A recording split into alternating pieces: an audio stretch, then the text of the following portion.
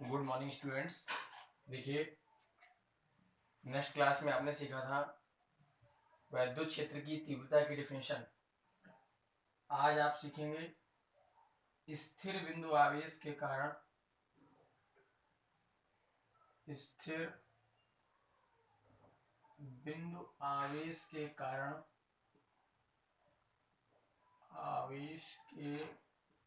कारण वैद्युत क्षेत्र की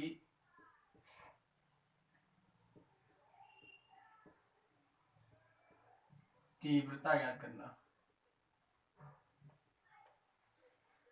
देखिए, स्थिर बिंदु आवेश के कारण वैद्युत क्षेत्र की तीव्रता निकालना है।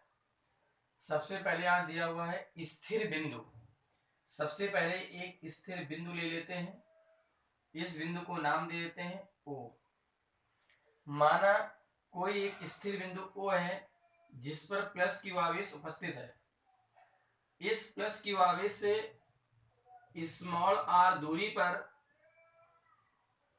एक कोई बिंदु P है जहां पर प्लस परीक्षण आवेश Q0, प्लस का परीक्षण आवेश Q0 उपस्थित है। इसी बिंदु P पर हमें वैद्युत क्षेत्र की तीव्रता की गणना करनी है। अब देखिए, ये भी प्लस का है और प्लस Q0 भी रखा हुआ है, तो दोनों के कारण जो बल लगेगा उस बल का मान पहले निकाला जाएगा, क्योंकि पहले बताया जा चुका है दो आवेश जब एक दूसरे के पास रखे होते हैं तो दो बिंदु आवेशों के बीच कार्य करने वाला बल वैद्युत बल कहलाता है। पहले इसकी लैंग्वेज सुने। माना कोई एक स्थिर बिंदु O है जिस पर प्लस क्यू आवेश उपस्थित है। इस प्लस क्यू आवेश से स्मॉल r दूरी पर एक कोई बिंदु P है जहां पर परीक्षण आवेश Q0 है। इस परीक्षण आवेश के कारण इस बिंदु पर हमें वैद्युत क्षेत्र की तीव्रता की गणना करनी है।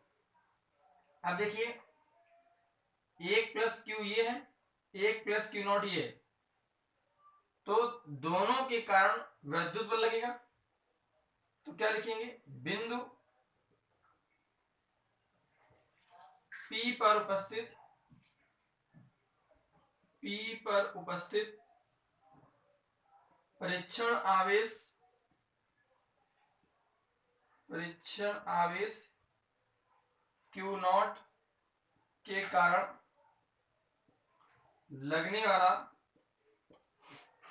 लगने वाला वैद्युत बल पहले F निकलेगा, लेकिन यहां पर बल निकालने का फॉर्मूला होगा कूलाम के नियम से।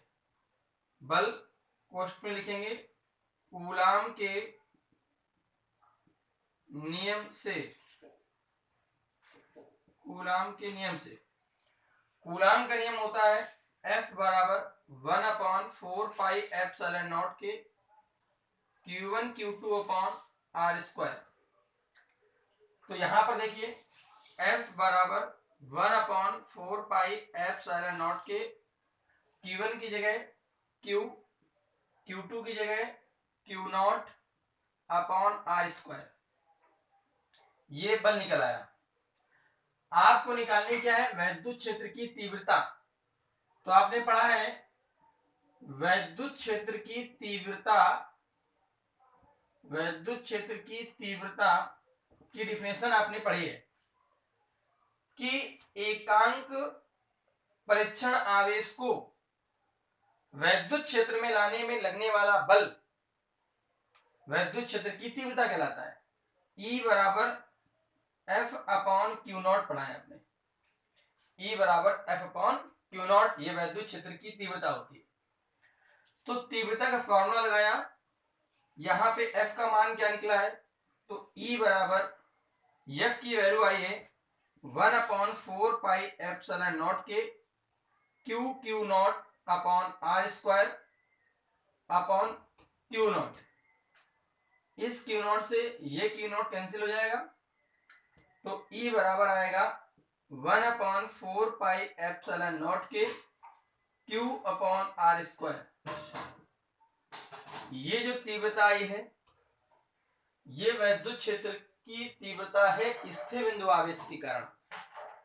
ये वाला फॉर्मूला आप याद रखिएगा। स्थिर बिंदु आवेश के कारण वैद्युत क्षेत्र की तीव्रता का फॉर्मूला होता है E बराबर 1/4πε0 के Q अपॉन आर स्क्वायर। इसका मात्रक रखेंगे न्यूटन पर कूलम। क्लियर? ये हुआ स्थिर बिंदु आवेश के कारण वैद्युत क्षेत्र की तीव्रता। एक बार फिर से देख लीजिएगा। माना कोई एक स्थिर बिंदु O है जिस पर प्लस Q आवेश उपस्थित है। इस प्लस Q आवेश से स्मॉल r दूरी पर एक कोई बिंदु P है जहां पर परीक्षण आवेश Q0 है और इसी बिंदु P पर हमें वैद्युत क्षेत्र की तीव्रता की गणना करनी है। सबसे पहले बिंदु P पर उपस्थित परीक्षण आवेश के कारण लगने वाला वैद्युत बल कूलाम के नियम से निकालेंगे। F बराबर 1/4πε0 के Q1 Q2 upon r square से Q1 की जगह Q रखेंगे, Q2 की जगह Q0 रखेंगे। F बराबर 1/4πε0 के Q Q0 upon r square आएगा। फिर वैद्युत क्षेत्र की तीव्रता निकाली जाएगी E बराबर F अपॉन Q0 से। तो E बराबर F की वैल्यू आई है 1/4πε0 Q Q0 upon r square. रख देंगे, Q0 Q0 कट जाएगा, E बराबर आएगा 1/4πε0 के।